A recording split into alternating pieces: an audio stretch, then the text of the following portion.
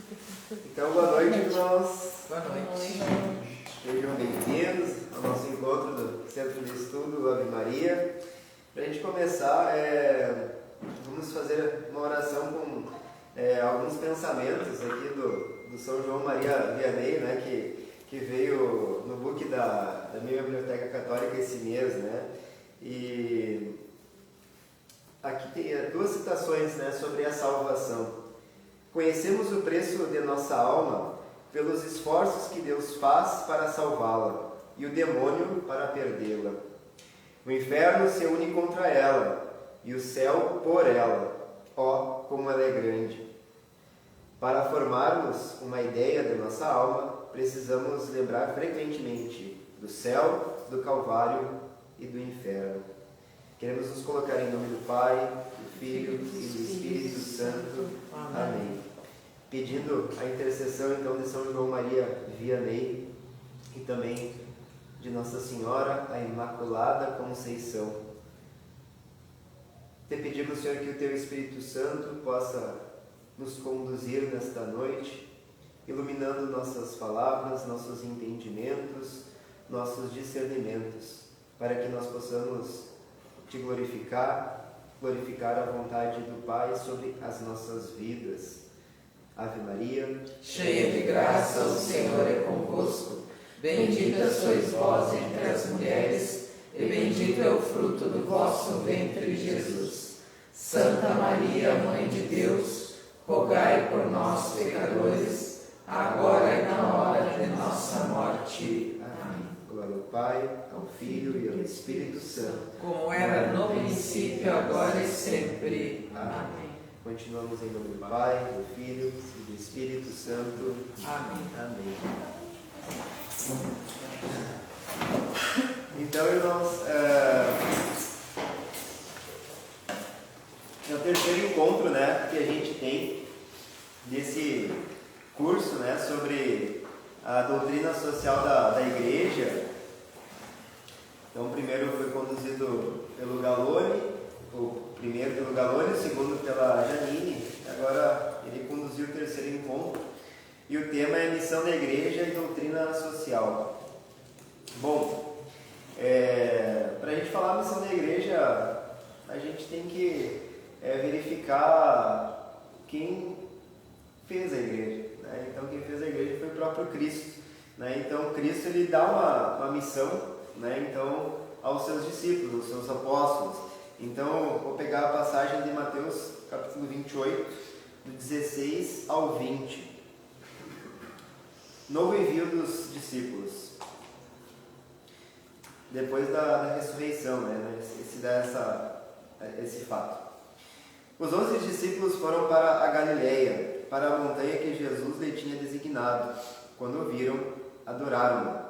Entretanto, alguns hesitavam ainda. Mas Jesus, aproximando-se, lhes disse: Toda a autoridade me foi dada no céu e na terra. Ide, pois, e ensinai a todas as nações. Batizai-as em nome do Pai, do Filho e do Espírito Santo.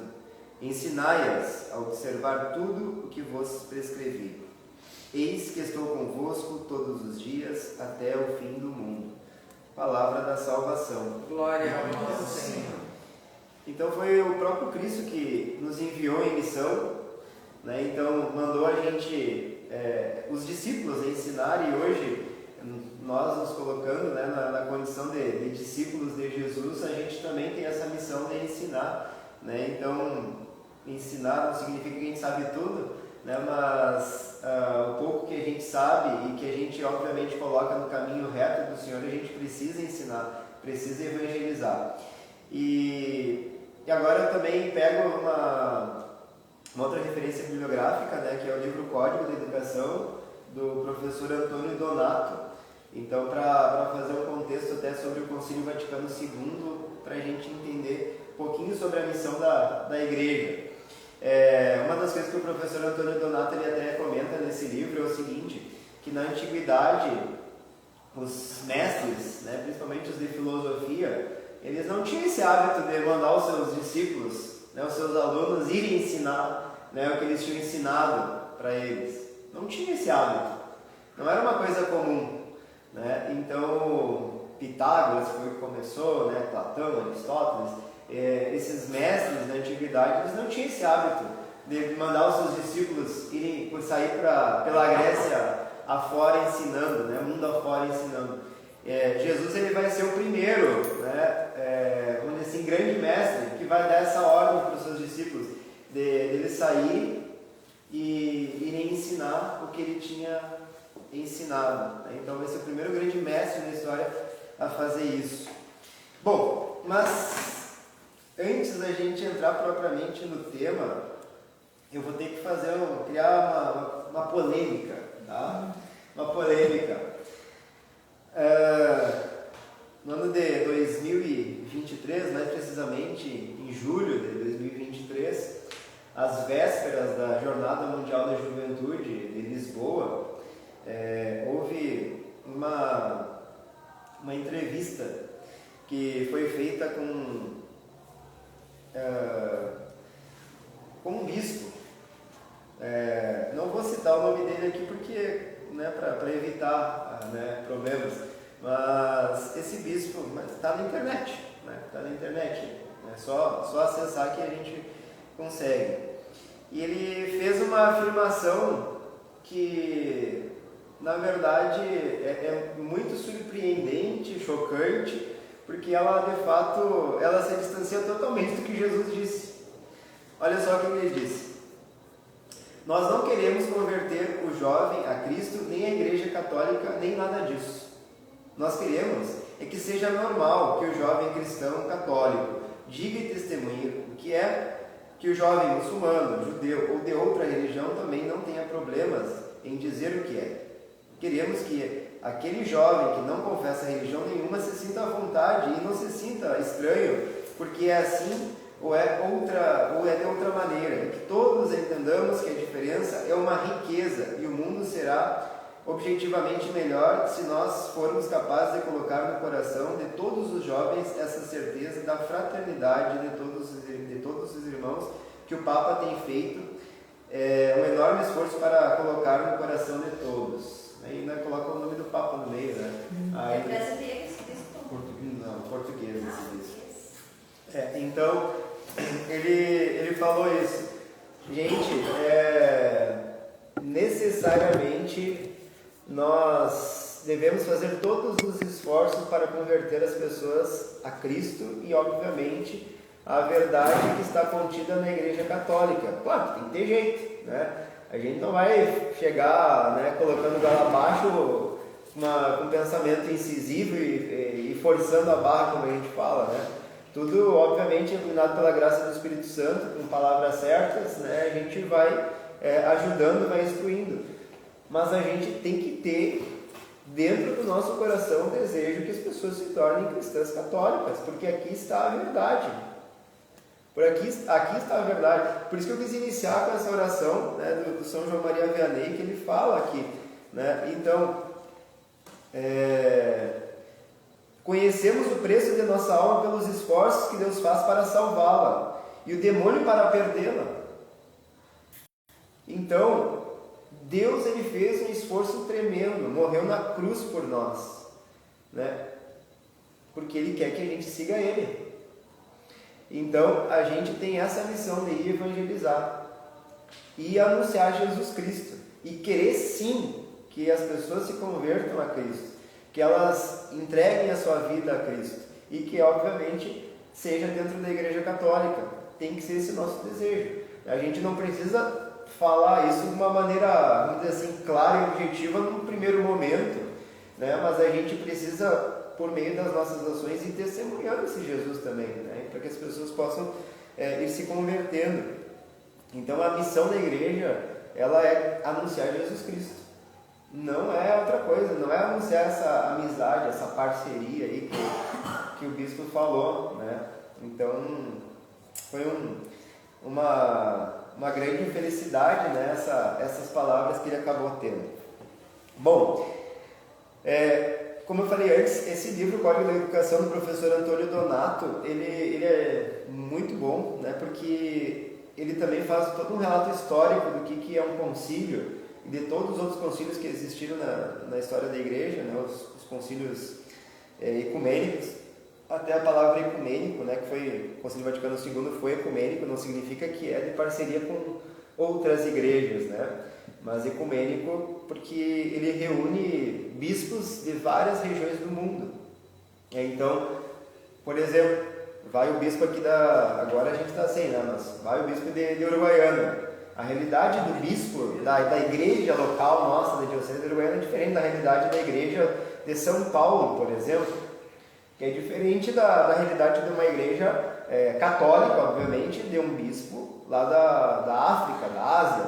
Então, o concílio ecumênico é essa reunião, né, desses bispos, né, que vão, né, de todas as regiões do mundo, né, no caso o Vaticano II, lá para o Vaticano para entrar em reunião.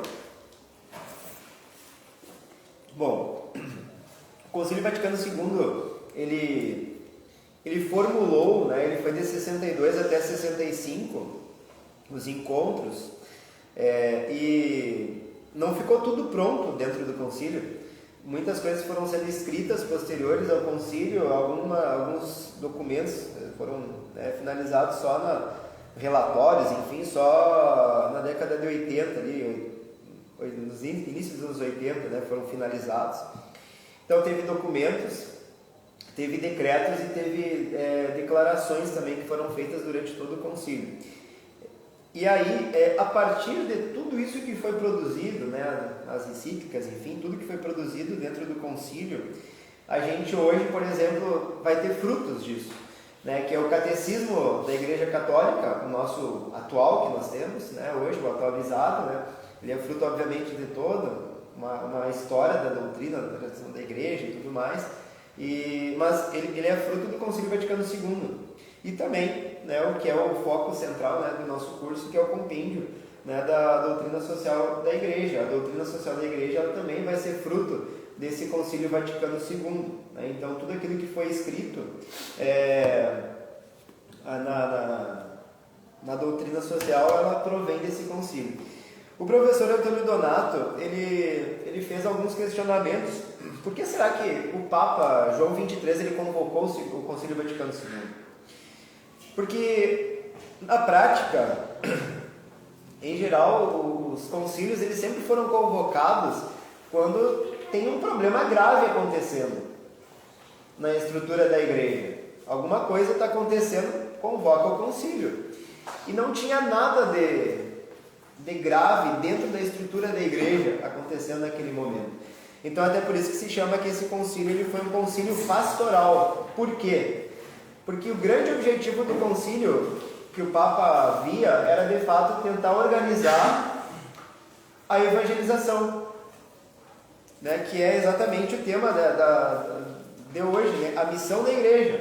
Né? Então, é tentar ajustar como que vai ser a atividade pastoral da igreja, a evangelização da igreja, a partir dali, né? Dentro do mundo que se vivia. E que mundo que é esse? Aí aqui o professor Antônio Donato ele vai fazer toda uma análise, né, que até uma citação do próprio João XXIII, né? Por que ele convocou, né, o concílio? Por causa do progresso material em detrimento das realidades eternas. Né? Então a gente é uma sociedade extremamente materialista, né, e que abandonou a ideia do espiritual, da vida espiritual. Então a nossa sociedade, em termos gerais, não segue essa linha de uma vida, de uma espiritualidade, né, de uma busca por Deus, de uma busca por santidade. Né? Eu, quando eu entrei na igreja, aí falaram uma vez de santidade, eu achei um negócio muito estranho. Meu Deus, como é que eu vou ser santo? Né? Isso daí é fora de alcance, né? Não tem como isso, né? E aí, então, óbvio que eu fui entendendo que eu não estou lá porque eu quero ser santo de altar, né? Não quero que tenha uma imagem minha, um quadro meu, nada disso, mas é para viver a santidade, né? Então, isso requer uma vida espiritual, né? Esse entendimento da santidade é algo que Deus vai forjando no nosso coração ao longo do tempo, né? Ao longo do nosso processo de conversão, né? Alguns um pouco mais rápido, outros um pouco mais lento, né? Tudo também de acordo com a nossa disposição, né? Que as coisas elas vão acontecendo. E o contexto histórico que o professor Antônio Leonardo vai falando,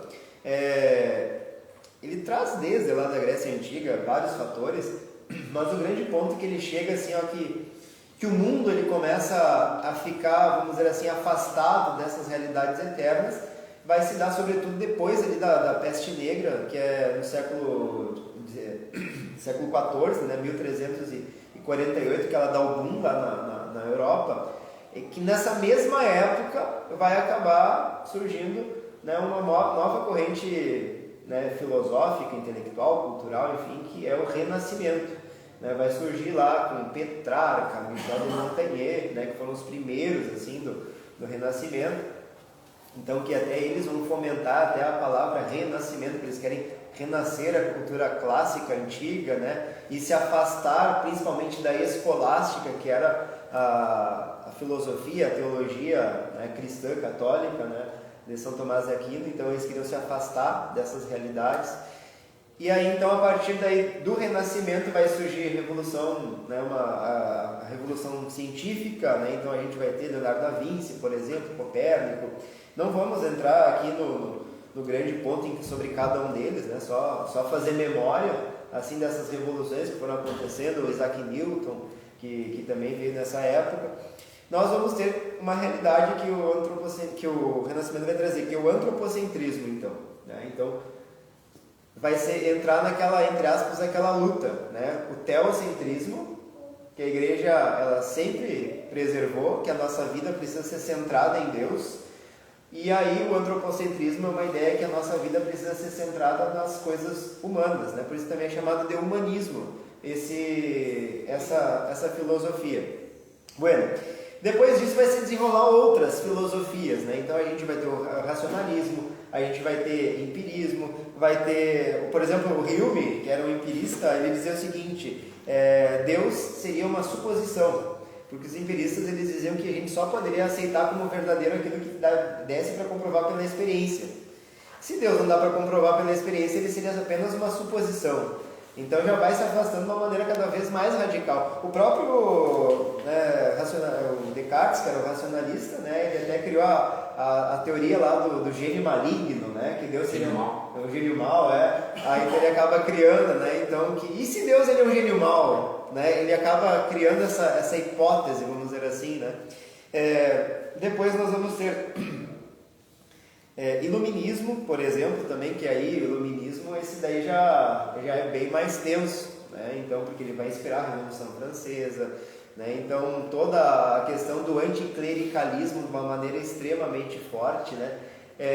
Tem uma citação que ela é, não sei se foi de fato o Voltaire que falou, mas muitas vezes associa o pensamento dele a essa citação, né? Que ele queria ver o último rei ser morto com as tripas do último padre, né? Ser enforcado com as tripas do último padre, né? Então o nível do anticlericalismo que eles tinham era imenso, né? Então era uma, tanto é que infelizmente, né, nos livros didáticos não falam, mas os revolucionários jacobinos eles entravam, por exemplo, em conventos de freiras carmelitas, que era de clausura. Eles simplesmente iam pegando elas para fora e levando para guilhotina. Sem razão alguma, sem julgamento, nada. Né? Então, um assassinato de fato que eles foram fazendo. Então, porque eram freiras, porque eram católicas. Então, essa perseguição ela foi extremamente intensa. Né? Então, principalmente a partir, né, desse pensamento iluminista, né, e tudo que ele acabou aflorando e infelizmente aflora até hoje, né, muitas coisas que vêm dessa filosofia, dessa corrente, né, ideológica.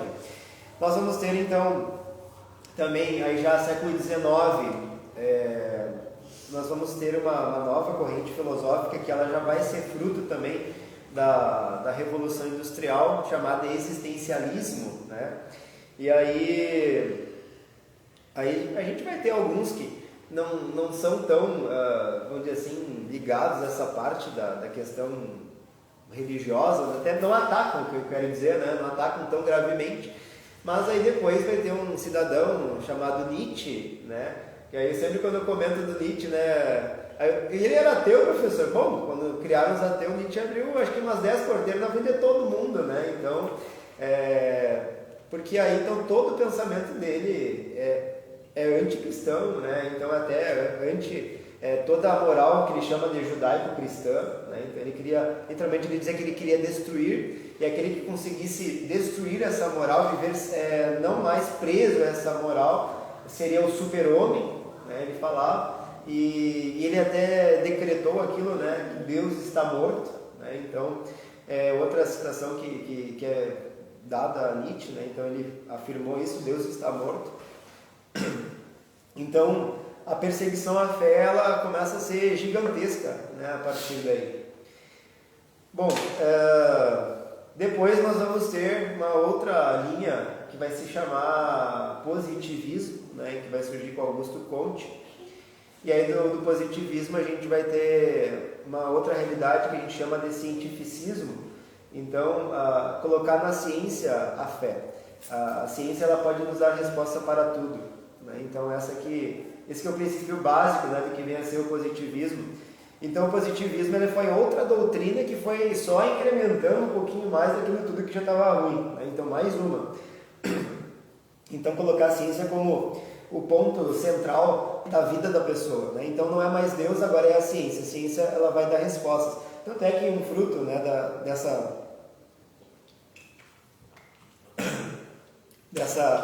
desse tempo, né, vai ser o Darwin,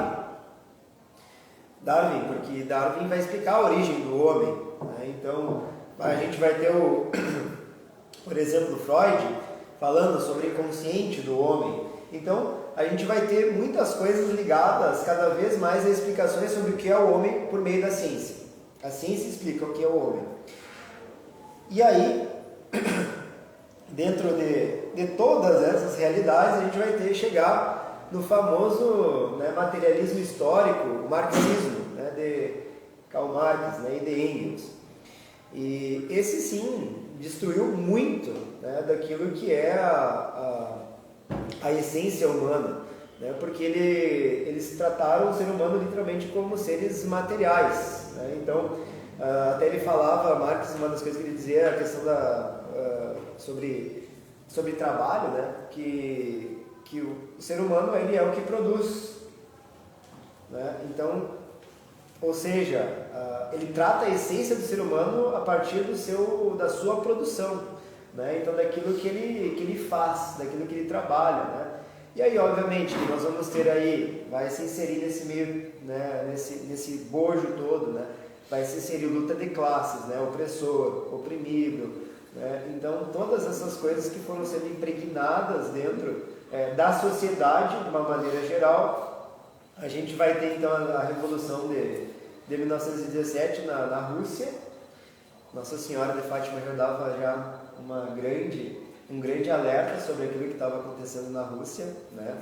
Então ela nas suas aparições já dizia que era para se ter cuidado, né, com a Rússia, não com a Rússia em si, com as pessoas, mas com as ideologias, com os erros, exato, com os erros que vieram da Rússia.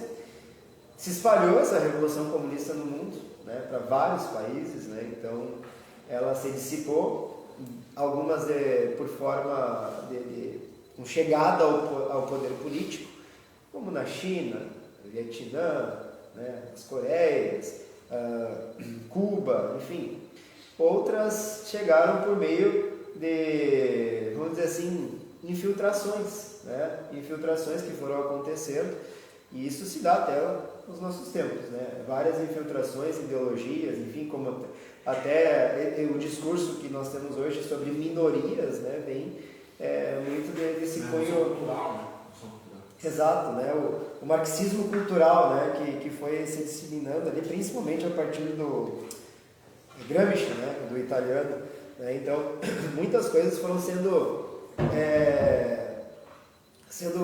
feitas, né, a partir de todas essas ideologias. Então, quando chega no mundo pós-guerra, né, pós-segunda guerra, né, a gente tinha acontecido 2 grandes guerras. Aí então tá lá fala, né, o Senhor, né, João 23, e ele começa a ver todo esse caos, né, que o mundo viveu, o resultado das duas guerras, vivendo o período chamado Guerra Fria, né, até ali nos anos 60 foi o ano mais tenso, principalmente ali depois da Revolução Cubana, a crise dos mísseis, né, que aconteceu. Então, o mundo estava vendo uma tensão, né, e cada vez mais, né, se disseminando as ideologias socialistas pelo mundo. Então, o Papa ele começa a ver esse problema, ele pensa, não, a gente tem que organizar a nossa missão, a nossa evangelização, a gente tem que pensar. E aí ele pensa assim, sozinho eu não vou fazer isso, né? Então ele decide convocar, né, o Concílio Vaticano II, né, esse concílio pastoral, né, diferentemente de outros concílios, né? Os oito primeiros concílios, eles vão se dar do século IV até o século IX, eles foram mais voltados para questões literalmente doutrinárias, né, sobre a Santíssima Trindade, era a estruturação da igreja. E tinha muita heresia, né, de distorção da doutrina se ensinava. Exato, né? Aí então acabava, a igreja ela fez todos esses concílios exatamente para manter a unidade, né? A unidade, todos esses concílios que foram acontecendo. Depois, né, principalmente ali a partir do século XII até o século XVI, foram feitos 11 concílios, né? E esses concílios eles são chamados de concílios de reforma. Não que eu acredito que o Concílio Vaticano ele também tem essa característica de uma certa reforma, né? Mas não de uma maneira tão grandiosa, por exemplo, como foi o Concílio de Trento, né? O Concílio de Trento ele de fato fez várias reformas dentro da estrutura da igreja, de organização da igreja. O Concílio Vaticano II não fez essa reforma tão ampla, né? Então por isso que a gente também fala que é um concílio pastoral, porque a ideia dele era analisar, né? Verificar isso. É bom dizer que o Concílio de Trento fez uma reforma, porém sem mexer no dogma, né? Exato. Ele não mexeu nem no dogma, fez da reforma protestante. A reforma protestante fez uma reforma mexendo no dogma. Na verdade, grande heresia, né? Grande heresia, né? As porque reformas ele sempre fez reformas, mas nunca mexeu no essencial. Né? Que é dogma. Mexeu no dogma, né? O dogma se manteve, né? Então o Concílio de Trento reafirmou, na verdade, os dogmas, né? Ele reafirmou e fez as reformas necessárias, por exemplo, como organizar seminários, que antes era uma bagunça, né? Então foi uma das consequências, né, do Concílio de Trento.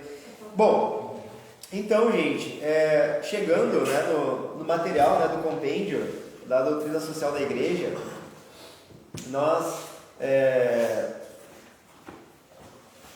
vamos ter uma primeira, vamos dizer assim, primeira análise, que é o seguinte: a igreja ela é ministra da salvação. A igreja é ministra da salvação, né? Então, a igreja ela é o caminho que nos dá a salvação. Deus necessita da igreja para nos dar a salvação, e nós necessitamos da igreja para conseguir a salvação, né? Então, a igreja ela é essa ministra que a gente acaba tendo. Até lembrando, né, aquelas aulas que a gente teve ano passado, que a igreja ela tem três, né, vamos dizer assim, esferas, no sentido do corpo místico de Cristo, né? Nós estamos a igreja militante, né?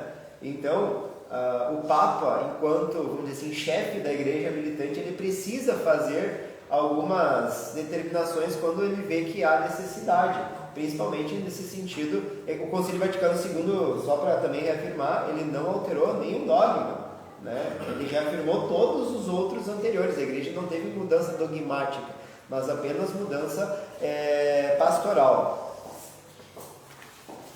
Eu vou fazer algumas citações, né, do que tem, né, no compêndio aqui, ó. A igreja, então, ela anuncia Deus e o mistério da salvação em Cristo a cada homem, e pela mesma razão revela ao homem a si mesmo. Ou seja, a igreja ela traz Cristo para nós. E Cristo, quando a gente entra em contato com Ele, Ele revela quem de fato a gente é. A nossa essência humana, ela só vai ser complementada a partir do momento que a gente tivesse contato com Cristo. A gente vai se entender quem a gente é, né? A gente vai se entender como filhos amados de Deus, né? Então, aquelas respostas de onde vim, né? Por que estou aqui, para onde vou, todas essas respostas existenciais, elas vão ter um sentido a partir de Cristo. E a igreja, ela é reveladora, né? Ela nos traz essa verdade, né? Então, de Cristo, para a nossa vida pessoal. A igreja não se ocupa da vida em sociedade em todos os seus aspectos, mas com a competência própria, que é do anúncio de Cristo Redentor. Então, a igreja, ela não tem a obrigação de saber, por exemplo, de tentar resolver um problema de saneamento básico num determinado bairro. Ela não tem essa obrigação, essa competência.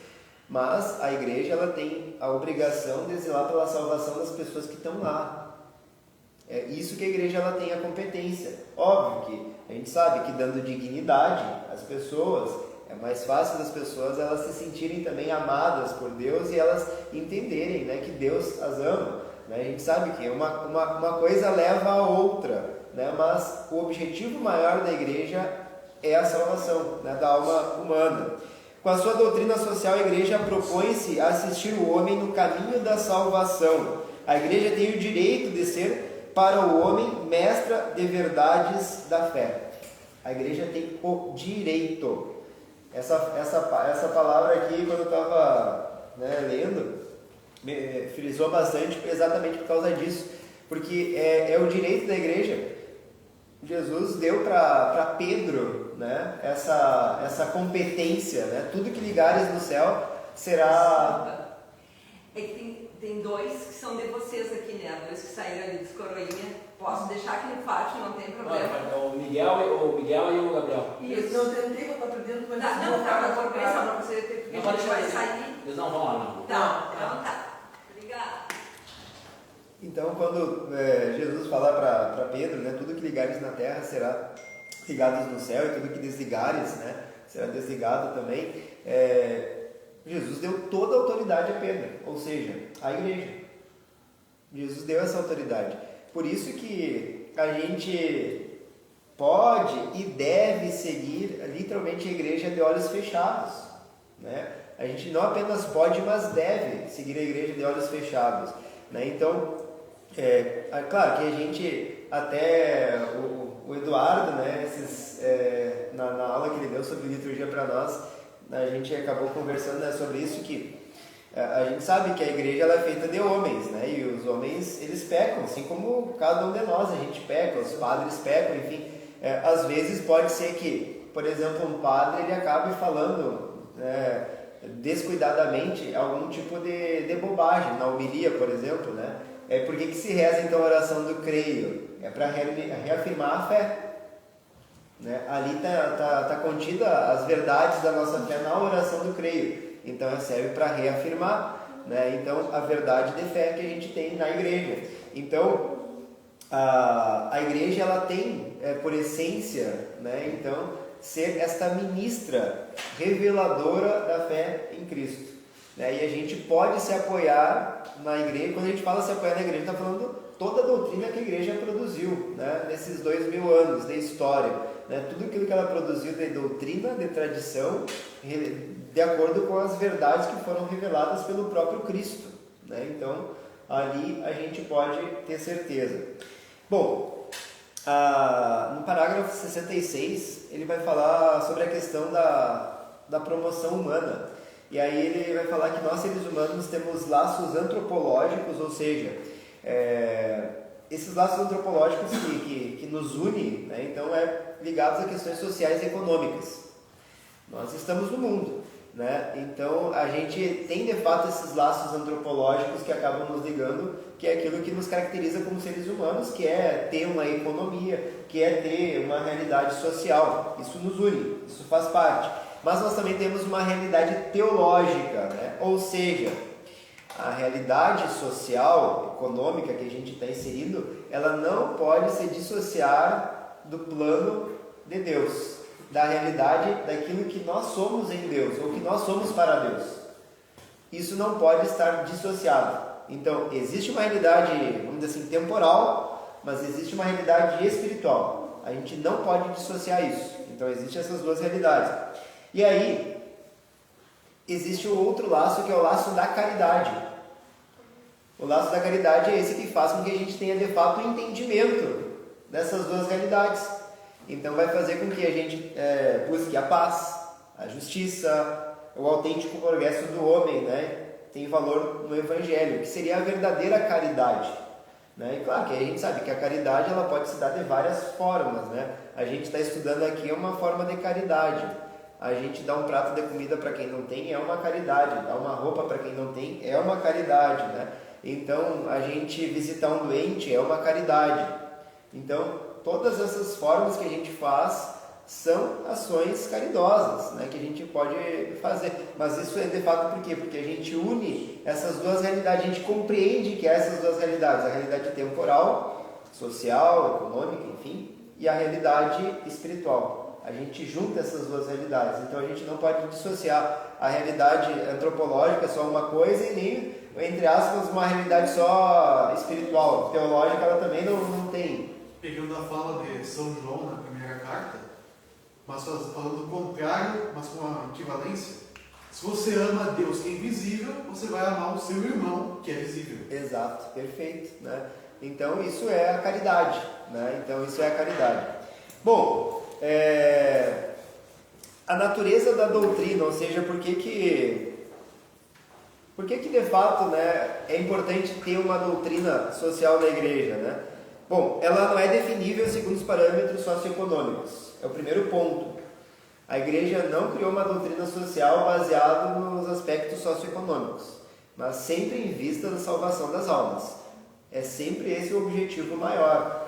A igreja não quer, por exemplo, não é que ela não queira, a igreja não coloca isso como plano primordial, uma igualdade, né, entre todas as pessoas da sociedade, que tudo seja, né, equiparado.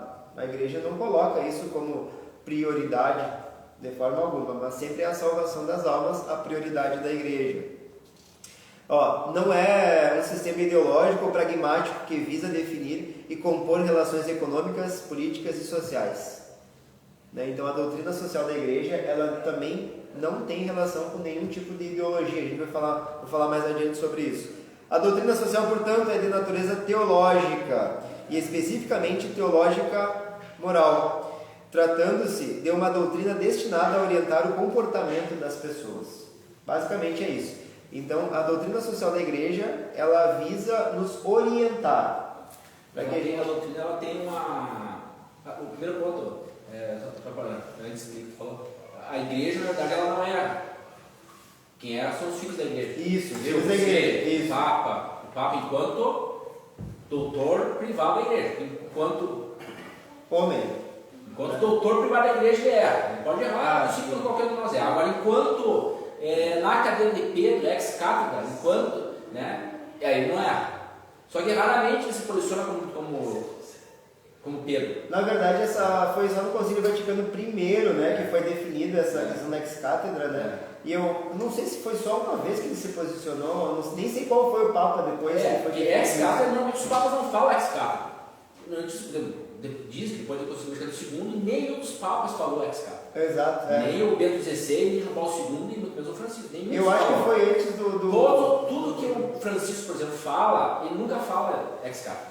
Ele sempre fala como doutor privado da igreja. Que todos os bispos são doutores privados da igreja. Né? Tá, esse é o primeiro ponto. O segundo eu esqueci. E o terceiro é que a igreja, a doutrina social da igreja não se, tá certo? Ela não se apoia em nenhuma, não é na economia, não é na política, ela se apoia em duas coisas. Ela se apoia na lei natural e se apoia na lei divina. Né? É a partir da lei natural e lei divina que ela vai dizer assim como nós vamos fazer. Né? Você vai falar isso? Não, até eu ia falar, a doutrina social tem seu fundamento essencial na revelação bíblica e na tradição da igreja. Né? Então, que se apoia na lei natural. Na lei natural, exato. Né? Então, por exemplo, uma questão bem básica da lei natural, a igreja jamais, sob hipótese alguma, vai tolerar aborto. não pode. É uma lei natural. É uma lei natural, ela não tem como apoiar o aborto sob hipótese alguma, né? Não tem como, né? Porque vai contra a lei natural, né? Então... Canibalismo também. Não, aí vai, né? Que a própria questão de eutanásia e tantas outras coisas são temas bem delicados, a própria células-troncos, uso de células-troncos para experiências, enfim, né? Todas essas coisas acabam... Né, até a doação de órgão é um problema complicado. Depende, porque, por exemplo, você dá um rim, ok. O problema está na morte cerebral. Porque se nós definimos... Bom, não pode entrar no cerebro. Se a gente deixa de definir morte como uma separação da alma do corpo, o cara que é entubado lá não tem alma. Pois do corpo. Tá vivo ainda. Como é que vai tirar um rim dele, um coração? Sim. Bom, seguindo, né? Então, uma das coisas que fala aqui na doutrina social que também, assim, ó, mesmo que ela não se apoie nessas questões ideológicas, sociais, econômicas, enfim, né? Ao mesmo tempo, não tem também como a gente se separar das ciências. A gente vai ter que fazer uso das ciências de alguma maneira para que a gente possa também chegar a conclusões. Eu vou dar um exemplo bem básico aqui, ó. A gente pode uma pesquisa quantitativa, vamos dizer assim, séria, tá? De uma questão sociológica, de algum problema sociológico. Ela pode nos ajudar. Por exemplo, pegar uma questão pegar outro tema polêmico aí, suicídio. Pode nos ajudar, por exemplo, na maneira como a gente vai evangelizar. A gente estudar a questão do suicídio de alguma maneira, né? Onde que se encontram as pessoas que acabam cometendo suicídio? Qual que é a realidade delas? No cemitério.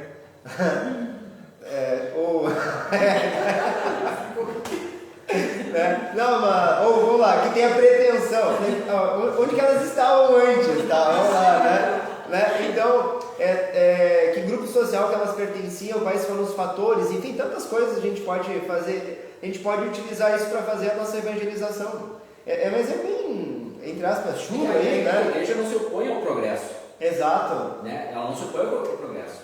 Né? Só que o progresso, você tem um limite, você não pode negar a doutrina da igreja. Exato. Isso é o problema. Quando o cara quer progredir cientificamente, tecnologicamente, e ele começa a partir daí tirar raciocínios que vão negando a lei natural e a lei divina. Exato. Entendeu? Aí, por exemplo, assim, ó, eu não sei se foi uma questão das cirurgias bariátricas. Eu sei que alguns anos atrás as pessoas quando faziam abriam um talho na barriga, né, enorme. Hoje é só um buraquinho assim que faz, né, que é por som, não sei o que mais lá. Por vídeo? Por vídeo endoscopia. Né? Então é muito mais. A tecnologia é muito melhor hoje. A tecnologia, a igreja não se opõe. Né? Então isso daí ajuda. Então a igreja não vai. A igreja ela até se opõe contra aquelas pessoas dizendo que querem se manter no passado. Eles dizem assim, não, por que vai se manter no passado, as coisas do passado, se você tem coisas melhores agora? Né? Orienta para que acompanhe tudo que faz bem. Você vai aumentar a tua dignidade, então aquele negócio que tu é conservador ou tu é progressista? Bom, às vezes eu sou conservador e às vezes eu sou progressista. Não existe esse. Não, eu sou conservador, sou progressista. Às vezes eu sou conservador, às vezes eu sou progressista. Quem é que não gosta de ciência, de progresso? Todo mundo usa internet, todo mundo usa livro impresso. Né? Agora, a gente é conservador naquelas coisas que. Né? Até no parágrafo 78 fala o seguinte: são imutáveis, né? Não se chega a um conhecimento profundo do homem somente com a teologia. Né? Então a gente. O negócio da fé. Então, que nem eu falei agora, essa cirurgia bariátrica é um estudo em relação ao corpo humano que é feito ali, né? Então, para o corpo humano, é destinado ao corpo humano, então ela vem de alguma maneira trazer um progresso e um bem, né? A dignidade, a vida humana, né? Então, é algo que ajuda, né? Mas, obviamente, a teologia em si, né? Ela é a norteadora de tudo, né? Aquilo que vai nos dizer quem a gente é, né? Bom, a função da doutrina social da igreja, então, primeiramente é fazer um anúncio, das realidades da nossa fé, né? Então, anunciar a Cristo é uma primeira realidade que ela tem, e a segunda é denunciar, né? Que é isso que a gente está falando, né? Então, a doutrina social da igreja, ela tem essas duas finalidades, né? Então, a primeira é de anunciar, de uma maneira correta, adequada, e também denunciar quando está acontecendo. Anunciar a verdade e denunciar o erro. Exato, anunciar a verdade e denunciar o erro. É o principal. Onde há pecado, tem que ser denunciado, né? Então, a doutrina social da igreja, ela vai nessa direção. Nesse sentido, ela tem uma ordem religiosa e moral. Por quê? Por causa que a missão dela, ela é evangelizadora e salvífica, né? Então, é para salvar a nossa alma. Houve, gente, então, várias vamos dizer assim, encíclicas que elas aconteceram ao longo do tempo e que elas são ligadas vamos dizer assim, à visão social que a igreja tinha. Algumas delas, elas são bem anteriores ao compêndio e elas estão inseridas aqui, não de uma maneira literal, mas elas são citadas várias vezes, né? Uma delas, por exemplo, que vai ser pós ali, Concílio Vaticano II, que é Populorum Progressio, né, do Papa Paulo VI, né? Então ela vai falar de uma coisa chamada humanismo total. Até é uma linha, né, assim, filosófica lá do Jacques Maritain, né? Humanismo integral. Né, isso, o humanismo integral, né, que acaba, o desenvolvimento integral, enfim, né, que acaba tendo, né? Então, do Jacques Maritain também. Então, até eu estava lendo um artigo, né, sobre o pensamento do Jacques Maritain. Assim, ó, a gente tem que ler ele e ele dá brechas para interpretações, né? Ele dá brecha para a gente interpretar. Ele não é alguém que dá uma orientação prática, vamos dizer assim, né? Por exemplo, no curso que a gente fez sobre a vida interior, eu peguei a obra Sermão da Montanha de Santo Agostinho. Ele dá conselhos práticos ali, né?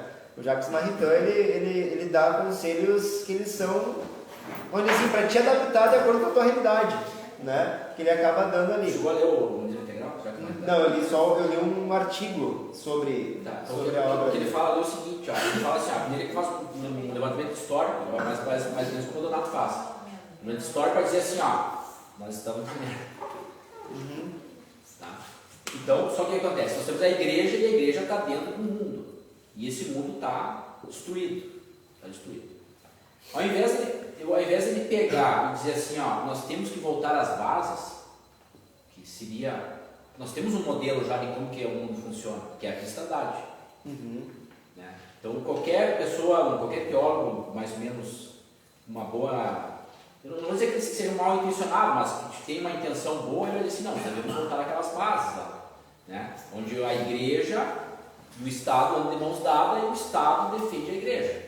Esse é o ideal. O ideal, né? sim. E todo mundo colabora, todas as instituições colaboram, tanto educação, todas as instituições, inclusive o governo, colabora para a salvação da alma da pessoa. Quer dizer, colabora para as duas coisas, colabora para que o indivíduo contemple a verdade e salve a sua alma, são as duas funções, né? Ou, se quiser resumir numa só, que se santifique, né? Ele podia falar isso, né? Então, você precisa ter um esforço para que a gente volte àquelas bases da cristandade. Só que o que ele faz? Ele vai para um outro caminho. Ele conclui que não tem mais cristandade, não existe mais cristandade, realmente não existe mais, e não tem mais como voltar atrás. Não tem como a gente fazer uma cristandade de novo. Então, só nos resta deitar e chorar, né? Quer dizer, só nos resta nos adaptarmos ao mundo através de uma amizade social, que é aquilo que o bispo falou lá. Eu já ia dizer, através de uma amizade que social. o bispo falou, na verdade, né? Isso aí, o Jacques Maritain, ele é um grande influenciador, né? Entre aspas, patrocinador da doutrina social da igreja e do Concílio Vaticano II. As ideias aí, amizade social, fraternidade, tudo isso aí está em Jacques Maritain, já está no humanismo integral. Então ele diz assim, nós estamos aqui, a igreja está aqui, não tem mais como voltar ao que era antes, que era a perfeição, a perfeição na cristandade, não tem mais como, e agora nós temos que ter uma amizade social. Então cada um tem sua religião, tem que aceitar, nós estamos no meio dos ateus, dos evangélicos, dos sei lá o que, dos hereges, mas de qualquer maneira eles estão entre nós temos que nos abraçar e tocar tocar a vida. Né? Basicamente é isso, né? E aí vai a favor do que o Bispo falou. Não precisa evangelizar mais ninguém. Se você é cristão, ótimo para você. Se você não é, não tem que conviver. E como é difícil, né? Porque a gente vê lá, né, depois de 20 e tantos anos lá evangelizando. Hoje nós estamos conversando, católico que assumiu uma 4 pessoas. E o resto, ó. Hora que Muita gente governo saiu começou a da dar igreja, comida, hora que estão distribuindo, estão mais cobrando. coisa, mais coisas. Eles saíram, não foram ir lá só comiam e tomavam banho com leite. Porque daí, na verdade, o grupo integral do Jacques Maritain foi um tiro no pé. Porque daí aquilo ali são muitas coisas, né? Ecumenismo, todas as pessoas são boas, eles conviver com. Não precisa conviver agora. E o próprio discurso da teologia da libertação tem um certo conforto ali, né? Acaba tendo também, né? Então. Aí o negócio virou muito pro lado assim, social, lado. Humano. Lado humano, lado dessa caridade natural que você falou ali, né? Não tem mais a caridade de amar a Deus com todas as coisas, de a caridade humana ser só um reflexo da caridade teologal, no caso, né? Sim. Então a gente esse, como é que chama assim, as pessoas que dão coisas assim por dar, só filantropia. Então aí vai piorando, às vezes as coisas vão piorando mais. Então a comunhão né, a Eucaristia já é mais uma comunhão do pão, né? Repartir o pão, o pobre, não é mais. Então as coisas vai só completo. Então isso aí para que é? Isso aí é para pelo menos nós, alguém tem que estar acordado. Né? Que um dia que a gente possa ter a oportunidade de dizer, não, parei, o negócio não é assim, o negócio tem que ser desse outro jeito. Né? Alguém tem que estar com o olho aberto, né? Por isso que o objetivo do seu estudante é alguém tem que estar com o olho aberto. Você acha que vai ajudar alguém? Então não vamos ajudar ninguém, mas se um dia a gente precisar, a gente tem, por exemplo, conhecimento, dizer que. Né? Não, olhem só, agora só para iniciar, por exemplo, assim, a questão dessas encíclicas, a primeira encíclica vai ser considerada social, né? Principalmente depois ali do Concílio Vaticano I, século XIX, que vai tratar sobre questões ali todos os problemas, né, da vida dos operários, né, da segunda Revolução Industrial, vai ser a Rerum Novarum, né, do Papa Leão XIII, de 1891. E a partir dessa encíclica vieram várias outras encíclicas, né? Por exemplo, tem uma lá que é 40º ano, que aí também é se referindo a Rerum Novarum, né? Então ela foi um marco, vamos dizer assim, nas encíclicas ligadas a essa questão social. E aí, algumas coisas que estão contidas nela e depois que foram sendo reafirmadas nas outras. Por exemplo, o socialismo não é a resposta. Isso daí é uma primeira resposta que já é colocada na Rerum Novarum, já é colocada isso, lá no finalzinho do século XIX.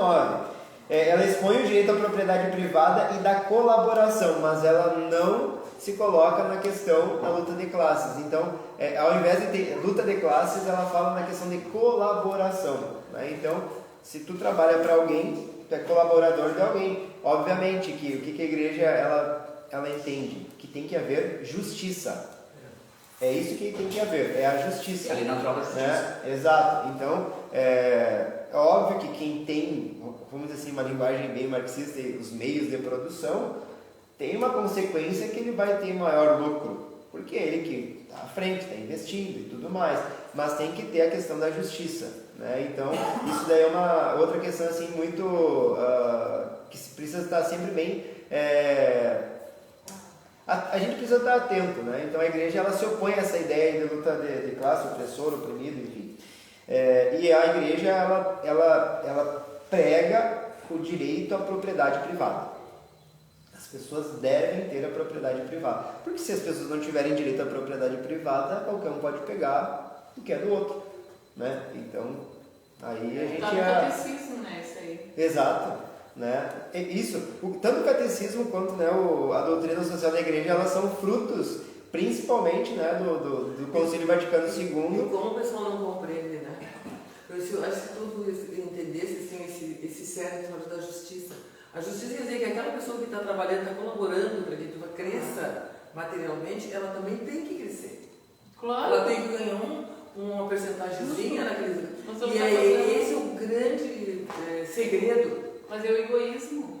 Mas aí, aí tem que ter esse conhecimento, tem que saber se o outro tem. A justiça, eu não posso só trabalhar para o outro ficar crescendo e eu só fico ali mesmo.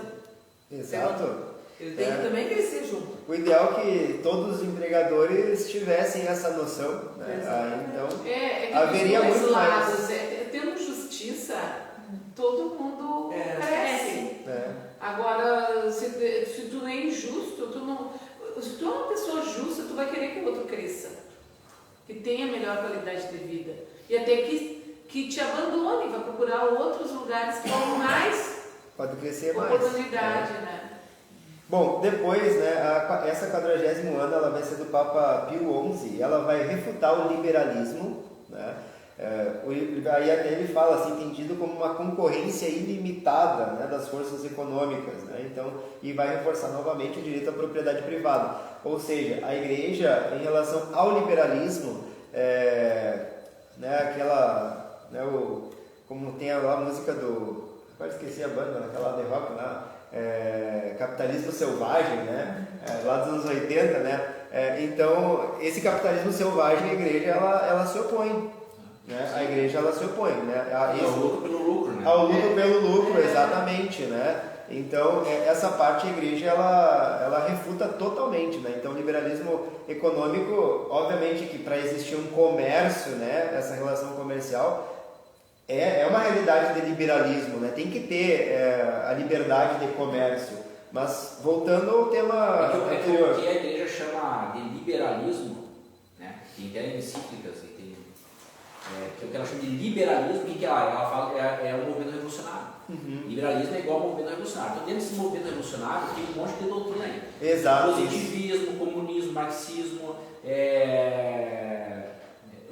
esse iluminismo, todo esse conjunto, né, que faz o homem ser o centro, né, de todas as coisas, né? o centro das atenções, então isso é o liberalismo para a Igreja, né? Bom, aí depois, não havendo bisogno do Papa Pio XI, o Papa Pio XI foi o que mais tocou sobre os assuntos. Ele vai protestar contra o fascismo, ele vai protestar contra o nazismo, ele vai fazer então declarações contra esses regimes, né, que foram abusadores, né, e ele também vai definir o comunismo como intrinsecamente perverso. Ele vai definir, né? Então totalmente contra toda a linha comunista. E o Papa Pio XII, né, dizendo que foi o Papa da Segunda Guerra Mundial, ele vai ser o que vai viver tudo isso, né?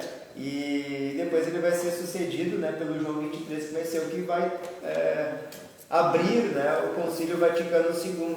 Né? Então, depois de todo esse caos que o mundo viveu no século XX, né, então na primeira metade, né, do século XX, vai culminar depois, logo em seguida, com o Papa João 23, né, clamando, né, o Concílio Vaticano II. E eu vou só ler a última partezinha aqui, o último trecho, né, só para a gente concluir, né, que tudo deve ser feito sempre, gente, sobre a luz do Espírito Santo, né? Então, o Espírito Santo é que nos ilumina para que de fato a gente possa ser, a nossa caridade seja caridade de verdade, por exemplo, né? Para que a nossa justiça seja justiça de verdade. O Espírito Santo é o que nos ilumina. A Igreja, dispondo da plenitude da palavra revelada por Cristo Jesus e com a assistência do Espírito Santo, vai lendo os acontecimentos enquanto eles se desenrolam no curso da história. Então, a ótica da Igreja deve ser via ótica do Espírito Santo, né, para a Igreja poder fazer a missão de uma maneira adequada. Né? Então, toda a missão da Igreja ela é anunciar Jesus Cristo. Né? Então, infelizmente, aquilo que eu falei no início ali, né, que esse bispo português que acabou falando que a gente só pode se dar bem e tudo mais, e tá louco de bom, né? Não é aquilo que Jesus falou, de fato. Jesus não falou isso, né? Então, é o oposto do que Jesus falou, infelizmente. O bispo acabou tendo essa linha, né? Então, né? E está gravado, então não tem mais o que fazer, né? Então foi público isso que ele disse. Então a gente tem que anunciar Jesus Cristo, obviamente. E aí pegando lá a ideia de São Francisco de Assis, que se, né, não for com palavras, seja por meio das nossas ações, né? Ou melhor, se precisar até de palavras, a gente anuncia Jesus, mas sobretudo com as nossas ações, no nosso testemunho, a gente anunciar Cristo. Então Cristo, ele é o foco central de toda a missão da igreja, de toda a doutrina social, é o anúncio de Jesus Cristo, né? Então, resumindo, né, tudo isso, né, então a gente tem que ter esse cuidado com todas essas ideologias, esses pensamentos, que eles estão aí, de fato, mas a gente deve colocar tudo sob a ótica do Espírito Santo e seguir as orientações que a igreja deu, né, principalmente bons papas que a gente teve aí nesses momentos bem conturbados da história, né, então eles a igreja sempre se posicionou muito bem posicionada, né, essas encíclicas, até aquelas encíclicas antes do Concílio Vaticano II, né, quando todas as esferas, elas sempre se posicionam, só tu ir buscar lá, sobre isso aí que foi comunismo, nazismo, tudo. Bom, a gente estudando... E esses primeiros capítulos, aí, o primeiro e o terceiro capítulo, ele está preparando para a gente entrar nas coisas mais específicas, né? Exato. Política, economia, política internacional, né? Trabalho, tudo, família, né? Então, essas primeiras três, eu acho que quartas aulas, são só um preparo para a gente poder entrar na parte específica. Então vamos só fazer, né, uma oração para a gente finalizar, entregando a Deus, então, tudo isso que a gente compartilhou esta noite, né, e pedindo que a gente possa ter a luz do Espírito Santo para a gente, de fato, buscar essa justiça sob a luz do Espírito Santo e também sempre buscar anunciar Jesus, né? Então, o Jesus que a igreja nos traz por revelação. Pai nosso, que estais nos céus, santificado seja o vosso nome. Venha a nós o vosso reino. Seja feita a vossa vontade, assim na terra como no céu. O pão nosso de cada dia nos dai hoje. Perdoai as nossas ofensas, assim como nós perdoamos a quem nos tem ofendido. E não nos deixeis cair em tentação, mas livrai-nos do mal. Amém. Continuamos em nome do Pai, do Filho e do Espírito Santo. Amém.